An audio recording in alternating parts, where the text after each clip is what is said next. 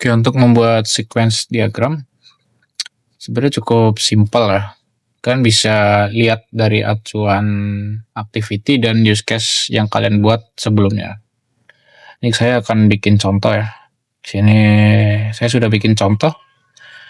Untuk membuat sequence diagram itu kalian hanya cukup bikin satu aktor dan satu lifeline di tiap-tiap acuan use case atau activity kalian.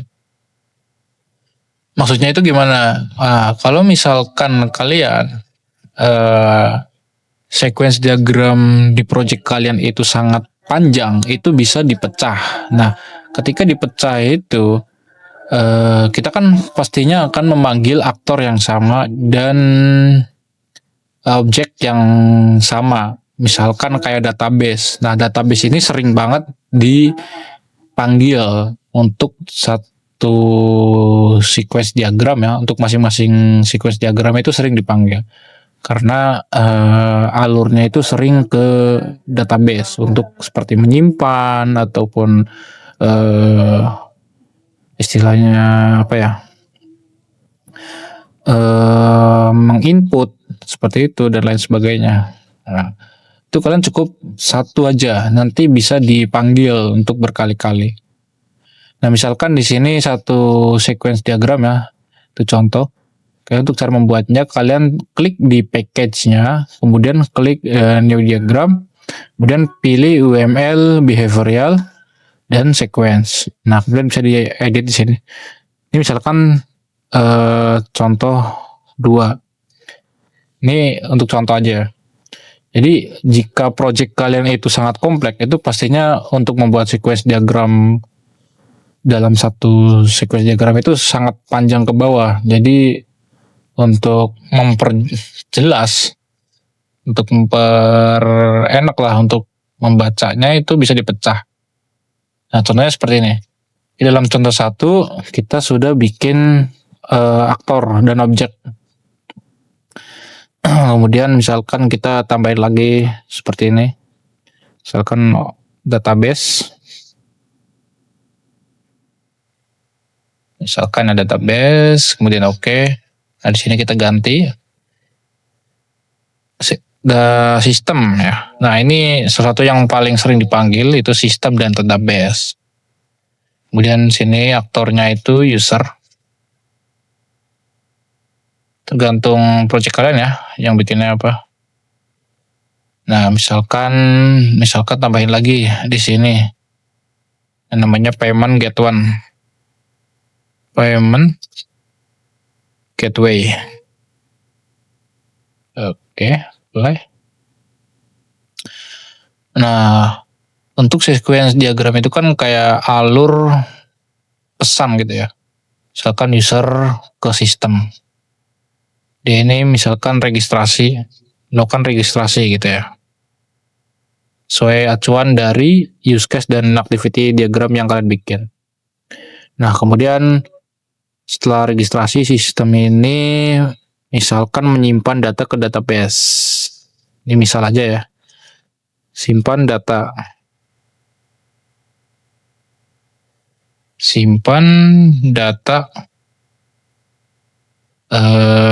user gitu ya. Misalkan simpan data user dari sistemnya.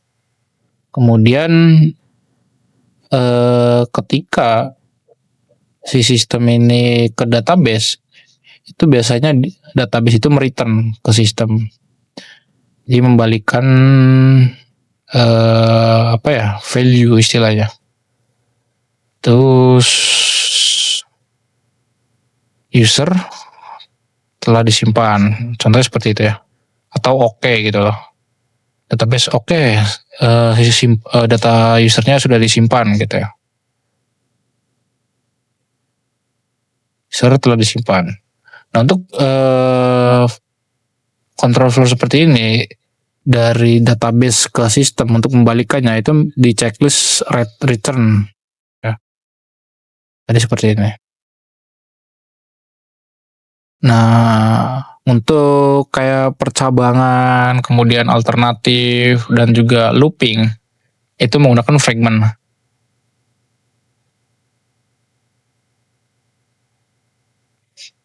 ada di bagian ini nih. Kita seret aja. Misalkan alternatif ini. Bagian alternatif ini tinggal disesuaikan aja. Seperti ini. Sesuai kondisi sistem kalian. Misalkan kondisinya kayak login berhasil. Itu ada dua kondisi ya pasti. Untuk login itu kayak login berhasil atau login gagal. Nah untuk kondisinya itu seperti ini. Misalkan kondisi 1 kita simpan, kemudian blok lagi. Misalkan kondisi keduanya login gagal. Jadi save. Oke. Nah, di sini kita seret ke bawah dulu ya. Seret ke bawah dulu. Misalkan di sini si user melakukan login setelah registrasi. Atau mungkin dari sistem ini seperti ini mungkin ya. Registrasi berhasil.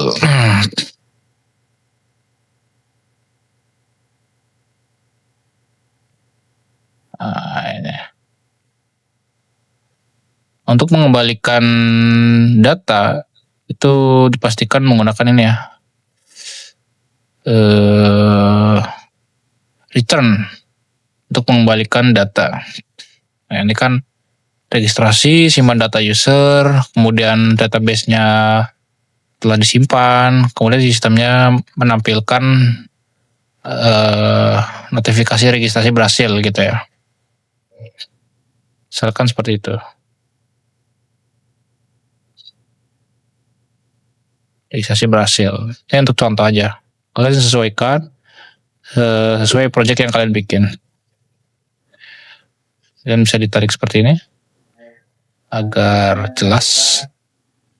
Ini teksnya juga bisa diatur ya di atas. Lalu untuk sequence itu biasanya teksnya itu di atas panah atau konektor. Nah kemudian di sini contoh usernya itu melakukan login. Setelah registrasi dia melakukan login. Nah ini alternatif itu bisa ditambahin ke sini. Nah, ini tuh ditarik di bagian sini, tarik agar nanti hasilnya tuh seperti ini di bagian misalnya seperti saya. Nah ini untuk login yang valid itu dari database menampilkan istilahnya memberitahu ke out control itu datanya cocok. Kemudian di out controller ini memberitahukan ke sistem, memberi pesan kepada sistem itu loginnya sukses. Nah si sistem ini menampilkan dashboard karena loginnya itu berhasil, loginnya valid. Nah kalau loginnya gagal itu seperti ini, database mengirim pesan ke out controller itu data tidak cocok. Kemudian out controller ini menyampaikan pesan juga ke sistemnya bahwa loginnya gagal karena data itu tidak cocok. Nah kemudian dari sistemnya itu menampilkan pesan error ke user. Nah jadi seperti ini ya untuk pengaplikasian fragment pengkondisian kayak alternatif, login valid, dan login gagal. Dan contoh yang lain seperti project saya ini ada pada loop. Nah di sini. Ini untuk looping itu biasanya kayak di website-website yang berlangganan. Contohnya saya ini ada bayar langganan bulanan. Misalkan user itu membayar langganan bulan berikutnya. Nah ini ada looping ya. Dijelaskan juga menggunakan fragment bahwa ini tuh berupa loop, condition looping gitu ya. Nah kemudian ada juga opsional OPT ya.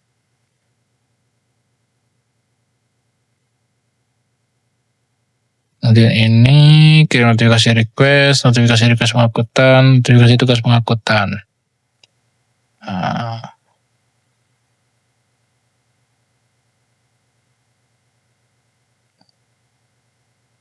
kita kembali ke contoh ya. Terkait dengan user, aktor, dan juga lifeline yang bisa kita panggil itu contohnya seperti ini.